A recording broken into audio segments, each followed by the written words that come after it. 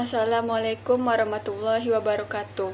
Saya Bunga Rahma Fitra, NIM 19003050 akan membacakan materi tentang konsep agama. Yang pertama, konsep agama secara etimologis. Berdasarkan bahasa Sanskerta, agama berarti tidak kacau, tidak kocar-kacir, tidak berantakan, atau adanya keteraturan dan peraturan untuk mencapai arah atau tujuan tertentu. Berdasarkan bahasa Latin, agama berarti tindakan manusia untuk mengembalikan ikatan atau memulihkan hubungannya dengan ilahi. Berdasarkan bahasa Arab, agama berarti tatanan, sistem, dan tata cara hidup. Konsep agama secara terminologis. Agama yaitu aturan atau tata cara hidup manusia dalam hubungannya dengan Tuhan dan sesamanya. Agama juga berarti ajaran atau sistem yang mengatur tata keimanan atau kepercayaan dan peribadatan kepada Tuhan Yang Maha Kuasa serta tata cara kaidah yang berhubungan dengan pergaulan manusia dan manusia serta lingkungannya. Tidak ada satupun definisi agama yang dapat diterima secara umum. Paling sedikit ada 3 alasan untuk hal ini. Yang pertama, karena pengalaman agama itu adalah soal batin atau subjektif, juga sangat individualis. Alasan yang kedua adalah bahwa barangkali tidak ada orang yang berbicara begitu bersemangat dan emosional, lebih daripada membicarakan agama. Maka dalam membahas tentang arti agama selalu ada emosi yang kuat, sehingga sulit memberikan arti kalimat agama itu. Alasan ketiga adalah bahwa konsepsi tentang agama akan dipengaruhi oleh tujuan orang yang memberikan pengertian tentang agama itu. Ditinjau dari bahasa Sanskrit, kata agama dapat diartikan dari susunannya, yaitu A artinya tidak dan gama artinya pergi. Jadi tidak pergi atau tetap di tempat, diwarisi turun-temurun. Secara terminologis, Harun Nasution memberikan definisi tentang agama sebagai berikut. Yang pertama, pengakuan adanya hubungan manusia dengan kekuatan gaib yang harus dipatuhi. Yang kedua, pengakuan terhadap adanya kekuatan gaib yang menguasai manusia. Yang ketiga, mengikat diri pada suatu bentuk hidup yang mengandung pengakuan pada suatu sumber yang berada di luar diri manusia dan yang mempengaruhi perbuatan manusia itu sendiri. Yang keempat, suatu sistem tingkah laku yang berasal dari kekuatan gaib. Yang kelima, kepercayaan kepada suatu kekuatan gaib yang menimbulkan cara hidup tertentu. Yang keenam, pengakuan terhadap adanya kewajiban-kewajiban yang diyakini bersumber dari suatu kekuatan gaib. Yang ketujuh, pemujaan terhadap kekuatan gaib yang timbul dari perasaan lemah dan perasaan takut terhadap kekuatan misterius yang terdapat pada alam sekitar manusia. Yang kedelapan, ajaran-ajaran yang diwahyukan Tuhan kepada manusia melalui seorang Rasul. Baiklah, saya Salsabila Khairani, NIM 19003159 akan membacakan tentang konsep Islam. Pada dasarnya, Islam berarti tunduk, patuh, dan taat serta berserah diri kepada Allah, Tuhan semesta alam, untuk mendapatkan keselamatan, kesejahteraan, dan kedamaian hidup akhirat. Ajaran Islam tersebut bersumber dari Allah, Tuhan pencipta alam semesta yang diperuntukkan bagi manusia untuk memberikan petunjuk dan jalan yang lurus dalam melaksanakan tugas-tugas hidup serta mencapai tujuan hidup di dunia. Dari pengertian di atas dapat dipahami bahwa Islam sebagai ajaran agama yang dibawa oleh Nabi Muhammad SAW sebagai utusan yang terakhir berfungsi sebagai petunjuk bagi kehidupan umat manusia. Islam memiliki nilai ajaran universal yang sesuai dengan kebutuhan manusia. Nilai-nilai ajaran Islam yang bersifat universal dapat diperoleh dan dikembangkan oleh manusia melalui pendidikan. Dalam hal ini, pendidikan Islam tampil melalui tujuan yang syarat dengan konsepsi ketuhanan. Konsepsi ketuhanan tentang alam semesta misalnya memperjelas tujuan dasar keberadaan manusia di muka bumi ini, yaitu penghambaan, ketundukan kepada Allah, dan kekhalifahan di muka bumi ini. Kesadaran dan kekhalifahan di muka bumi ini akan menjauhkan manusia dari sikap eksploitasi alam dan yang dapat hanya sikap memakmurkan alam semesta melalui perwujudan ketaatan kepada syariah Allah Rabbal Alamin. Selanjutnya, yang ketiga yaitu konsep pendidikan. Pendidikan merupakan suatu hal yang tidak dapat dipisahkan dari kehidupan manusia. Pendidikan menduduki posisi dalam pembangunan suatu bangsa. Pendidikan berpengaruh pada kualitas sumber daya manusia yang sangat menentukan nasib bangsa. Pendidikan sebagai suatu sistem tidak dapat dipisahkan dengan lingkungan baik fisik maupun makhluk hidup yang lain. Karena pelajaran tidak hanya dapat dari pelajaran sekolah ataupun lembaga pendidikan formal, namun pendidikan juga membutuhkan pelajaran dari alam satu lingkungan sekitar. Baiklah, sekian presentasi dari saya. Selanjutnya akan dilanjutkan oleh teman saya. Terima kasih. Assalamualaikum warahmatullahi wabarakatuh. Perkenalkan, nama saya Rafika Friani, NIM 19003092. Saya dari kelompok 3. Saya akan menjelaskan bagian B, yaitu konsep pengetahuan dan kebenaran. Yang pertama, konsep pengetahuan. Hendrik Lapar mengemukakan bahwa pengetahuan itu dibagi menjadi 3 macam. Sedangkan Baharudin Salam, sebagaimana dikutip oleh Amsal Bakhtiar, jenis pengetahuan itu ada 4. Yang pertama, pengetahuan biasa. Pengetahuan yang dalam filsafat disebut dengan common sense dan sering diartikan sebagai good sense, karena seorang memiliki sesuatu di mana yang menerima secara baik suatu pengetahuan yang baru.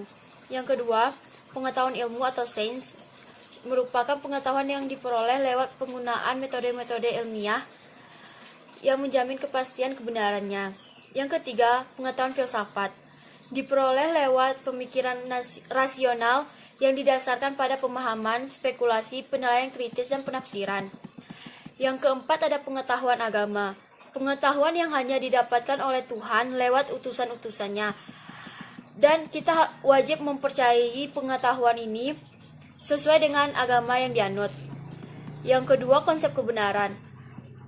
Purwadarmita dalam Kamus Besar Bahasa Indonesia menerangkan bahwa kebenaran itu adalah yang pertama, keadilan, hal dan sebagainya yang benar, cocok dengan hal atau keadaan sesungguhnya.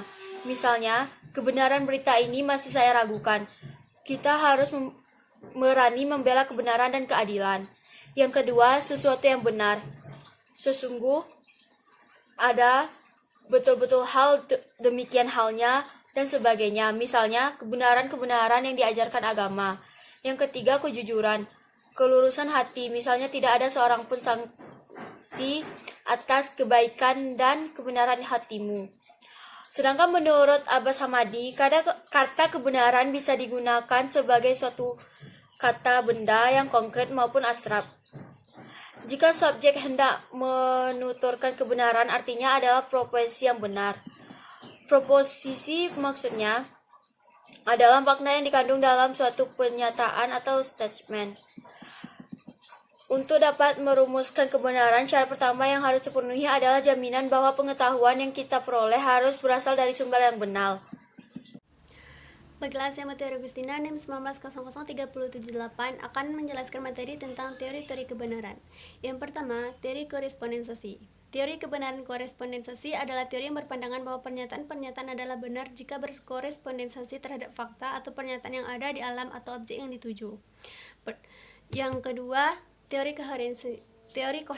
Teori kebenaran koherensi adalah teori kebenaran yang didasarkan pada kriteria koheren atau konsistensi. Teori ini berpendapat bahwa kebenaran ialah kesesuaian antara suatu pernyataan dengan pernyataan-pernyataan lainnya yang sudah lebih dahulu diketahui. Yang ketiga, teori pragmatisme. Teori kebenaran pragmatis adalah teori yang berpandangan bahwa arti dari ide dibatasi oleh referensi pada konsekuensi ilmiah, personal atau sosial. Benar tidaknya satu dalil atau teori tergantung kepada berfaedah tidaknya dalil atau teori tersebut. Bagi manusia untuk kehidupannya, kebenaran suatu pernyataan harus bersifat fungsional dalam kehidupan praktis. Amsal menyatakan menurut teori pragmatis, kebenaran suatu pernyataan diukur dengan kriteria apakah pernyataan tersebut bersifat fungsional dalam kehidupan praktis manusia. Yang keempat, teori performatif. Teori performatif menjelaskan suatu pernyataan dianggap benar jika ia menciptakan realitas. Jadi, pernyataan yang benar bukanlah pernyataan yang mengungkapkan realitas, tetapi justru dengan pernyataan itu, tercipta realitas sebagaimana yang diungkapkan dalam pernyataan itu. Yang kelima, teori konsensus. Teori kebenaran konsensus pada awalnya digagas oleh Thomas Kuhn, seorang ahli sejarah ilmu pengetahuan, penulis buku The Structure of Scientific Revolution. Ini menyatakan bahwa ilmu pengetahuan berkembang melalui beberapa tahapan. Pertama, ilmu pengetahuan berada pada posisi sebagai normal science ketika ia diterima oleh masyarakat berdasarkan konsepsi kebenaran ilmiah. Yang keenam, agama sebagai teori kebenaran. Pada hakikatnya, manusia hidup di dunia ini adalah sebagai makhluk yang suka mencari kebenaran. Salah satu cara untuk menemukan suatu kebenaran adalah agama. Manusia dalam mencari dan menentukan kebenaran sesuatu dalam agama dengan cara mempertanyakan atau mencari jawaban berbagai masalah kepada kitab suci. Dengan demikian, sesuatu hal dianggap benar apabila sesuai dengan ajaran agama atau wahyu sebagai penentu kebenaran mutlak. Assalamualaikum warahmatullahi wabarakatuh. Perkenalkan, nama saya Tahratul Anessa, NIM 19003122. Saya akan menjelaskan tentang penerapan teori kebenaran pada pendidikan agama Islam. Nah, penerapan yang pertama adalah teori dari korespondensi. Nah, contoh dari penerapan ini adalah, di luar hujan, maka hujan adalah nikmat dan serta rezeki dari Tuhan. Nah, yang mana hujan ini dapat ditangkap oleh panca indera kita. Jika tidak dapat ditangkap oleh panca indera kita, maka hujan tersebut bukan merupakan sebuah fakta. Yang kedua adalah teori koherensi. Nah, penerapannya itu adalah pernyataan pada salah satu guru di dalam kelas. Dia sedang mengajar mata pelajaran agama Islam. Dia mengatakan kepada murid bahwa ayah Nabi Muhammad SAW adalah Abdullah bin Abdul Muthalib. Merupakan salah satu putusan atau pernyataan yang telah kita ketahui dan kita akui sebagai sesuatu yang benar.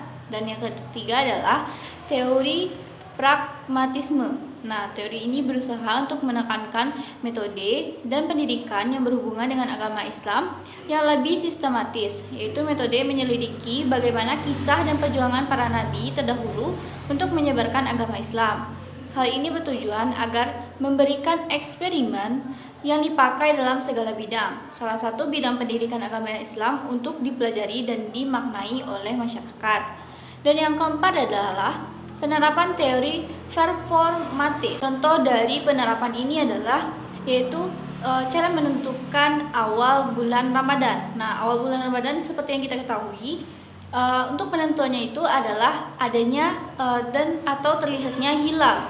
Nah, hilal ini tidak semua orang bisa mengaksesnya. Nah, untuk membuktikan bahwa adanya hilal ini, maka jatuhnya awal bulan Ramadan tidak dapat dibuktikan oleh masyarakat dengan menyaksikan langsung, namun dapat kita ketahui dengan melalui pernyataan Menteri Agama yang telah melakukan beberapa hal untuk dapat melihat hilal tersebut.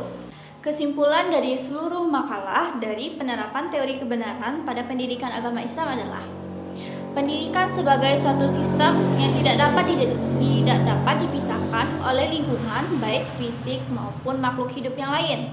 Karena pelajaran tidak hanya dapat didapat dari pelajaran sekolah ataupun lembaga pendidikan formal, namun pendidikan juga membutuhkan pelajaran dari alam atau lingkungan sekitarnya. Nah, kebenaran itu adalah keadaan atau hal dalam sebagiannya yang benar cocok dengan hal atau keadaan yang sesungguhnya. Misalnya, kebenaran berita ini masih saya ragukan. Kita harus membela kebenaran dan keadilan. Kemudian yang kedua adalah sesuatu yang benar atau sungguh-sungguh ada betul-betul hal yang demikian halnya dan sebagainya. Misalnya kebenaran-kebenaran yang diajarkan oleh agama. Yang ketiga adalah kejujuran, ketulusan hati. Misalnya tidak ada seorang pun saksi dari kebaikan dan kebenaran hatimu. Baiklah, sekian dari seluruh pembacaan materi dari seluruh anggota kelompok kami. Jika ada salah dan kurangnya, kami mohon maaf. Kami akhiri dengan Assalamualaikum warahmatullahi wabarakatuh. Terima kasih.